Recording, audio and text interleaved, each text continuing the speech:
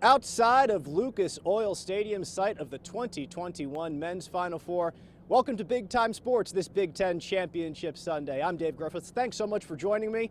And let's take a look at how we got here to this Big Ten Championship. 14 teams whittled down to 12, to 8, to 4, and now only 2 remain in the hunt for the Big Ten tournament title. We got here to 2 from yesterday's 4 at Saturday's semifinals. Rivals facing one another. Ohio State in a nail-biting victory over Michigan, 68-67. The Buckeyes avenged their regular season loss. Dwayne Washington's 24 points leads the way. The Wolverines had a late rally going, but it comes up short. They will likely get a 1 seed when the NCAA bracket is announced later this evening, but there will be no Big Ten tournament title for Juwan Howard and company. It hurts when you lose. That's part of this game of basketball, you know.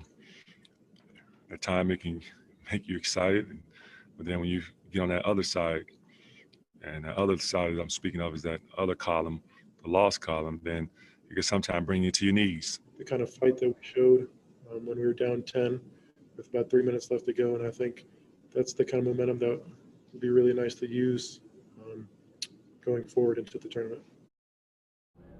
In the second semifinal, Illinois takes down Iowa 82-71. The Illini get a second victory over the Hawkeyes this year. Kofi Coburn's 26 points lead him. He had 18 in the first half. Great performance. For Iowa, the closest they could get in the second half was 5 away, so never could narrow things down to get within a possession. It's on to NCAAs for Fran McCaffery. We got to look at it and try to figure out what else we could have done differently. What could we have done better? And that's what you do. And then you try to get ready when you find out who you're going to play and try to advance the NCAA tournament. But I think our league has prepared us and everybody else in this league well for what's coming. We did a phenomenal job this year on the Big Ten play to put ourselves in a good position to make a run. We battled our butts off tonight, and I think this game will only help us moving forward. So for the championship, it's the 5-seed Ohio State and the 2-seed Illinois. 3:30 tip-off inside Lucas Oil Stadium. Illinois' last Big Ten championship came in 2005, where the Illini finished national runners-up. For Ohio State, it came in 2013 behind MVP Aaron Kraft and coach Thad Matta. Now it's Chris Holtmann's turn. It's unbelievable. It's I've told you guys, dating back to the summer, I didn't know what this group could be, but in our journeys, our story's still being written. But what I did feel is incredibly good about this group. And I feel incredibly good about our young guys, our old guys. I feel incredibly good about our culture, and that's a credit to our guys. And it's exciting. If everybody's clicking on all pages and everybody's buying into the game plan and everybody's playing together, I mean, it's hard to beat. And we showed that. We had a little tough 4-game stretch, but came back out and just winning games. And tonight, hopefully everybody gets some rehab, some sleep, and a lot of fluids in them. Come back for tomorrow. Definitely are going to continue to learn from these games that we've been playing. They've been coming down to the wire, and but we've been doing a good job. We just got to stick to what we've been doing, stay confident in each other, keep believing in what we got going on. Recapping the Illinois-Ohio State season series, the two teams earned a split, 1 win each. The road teams won both times, in fact. The first one to the Buckeyes, a physical contest. E.J. Liddell scored 26 points for Ohio State. The second one to Illinois, Ayo Dosunmu, Andre Curbelo, 19 points each, and a late layup sealed the victory for Illinois. It's like, fine-tuning a Ferrari. It just takes a little bit here and there. It's not just one thing. And it's chemistry, it's roles, it's personalities, it's finding the right offense and the right defense that fits and who's successful in those roles. And so it's not just one thing, but we are becoming more connected. When I came on my visit, I saw this program, as a losing program. They lost to a really bad team when I came here. I keep saying that every time because that motivated me to come here, and try to be a part of this change and just be a part of it right now and experiencing it, and this going through the fight every day in practice, going through the fight each and every game with those guys, and accomplishing this good achievement. It's one more. We got more games to come. It's not finished yet, but just being here right now feels so great. without my teammates, the trust that the coaching staff have on me, I would not be able to do it. And I was just out there being myself and just, really happy and just really proud. But once again, job's not finished. We got one more to go. And now joining Big Time Sports outside of Lucas Oil Stadium is WCIA's Andy Olson. Andy, Illinois, you've covered them all year, but right now they've won 13 of their last 14, so I got to think they're peaking at the right time, yeah? Yeah, you have to think this is exactly the time that you want to win that many games. And on the way to doing so, they beat, at the end of the regular season, 3 ranked teams on the road: Wisconsin, Michigan, and Ohio State. Their opponent today here at Lucas Oil Stadium. A couple of really good games in the Big Ten tournament so far. They beat Rutgers, who they had lost to earlier in the regular season. And then, of course, yesterday against Iowa, that rivalry budding between the Illini and the Hawkeyes. So, like you mentioned, peaking at the right time, right before the NCAA tournament. And this is the culmination of what Brad Underwood has done in Illinois. These fans are hungry for a team that can play like this. It's been 16 years since they made it to the Final Four in 2005, and we have seen how hungry they are.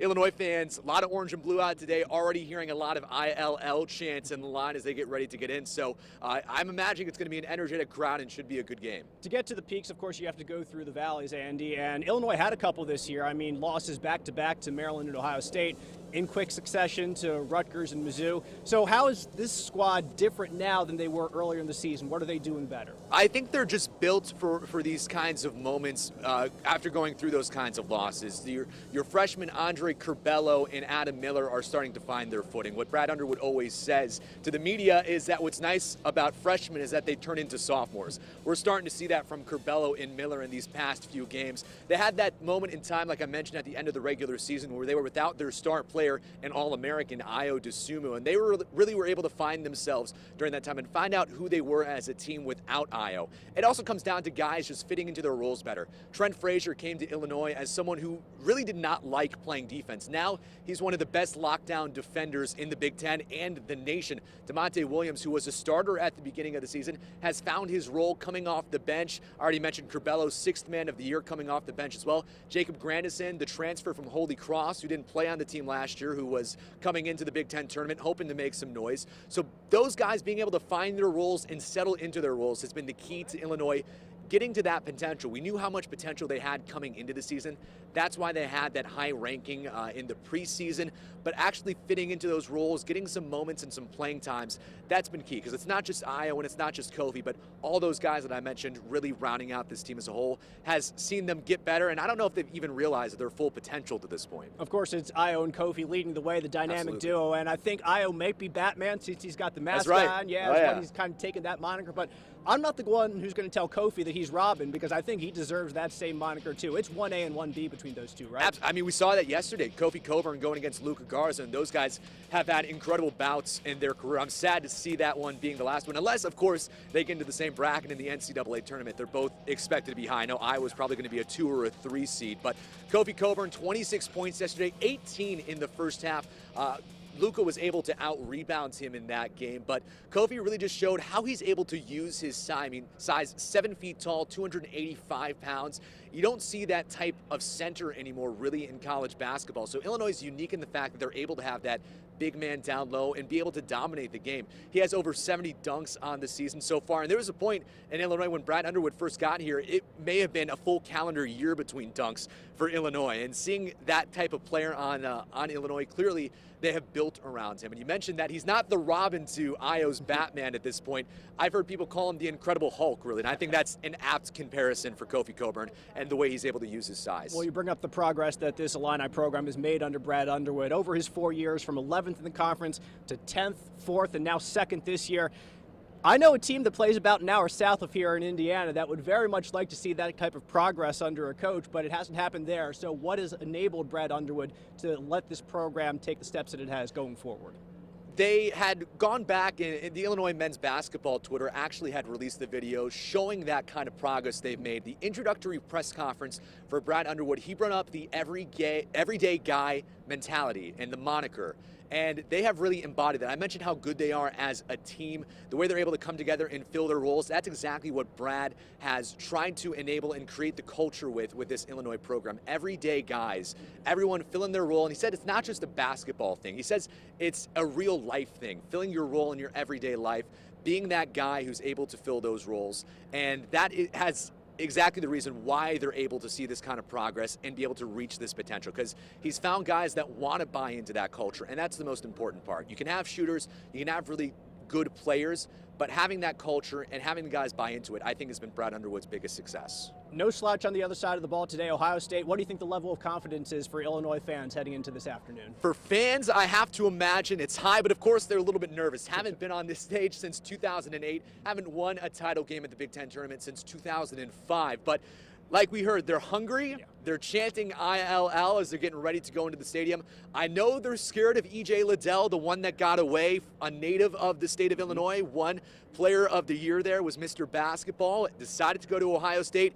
He's hurt them the times that they've played the Buckeyes, so we'll have to see. That'll be an interesting matchup. E.J. Liddell getting back to Illinois, because it always seems he has a good day against the Illini. But fans, I imagine, are feeling good, and not just about this game, but I think for the rest of the season as well. That is Andy Olson. You can follow his coverage of today's Big Ten Championship game on Twitter at WCIA3. Andy, appreciate the time today. Of course. Thank you, Dave. Well, this is the men's tournament championship day. We saw the women's tournament championship yesterday as well, right here in Indianapolis, just a few miles away at Bankers Life Fieldhouse.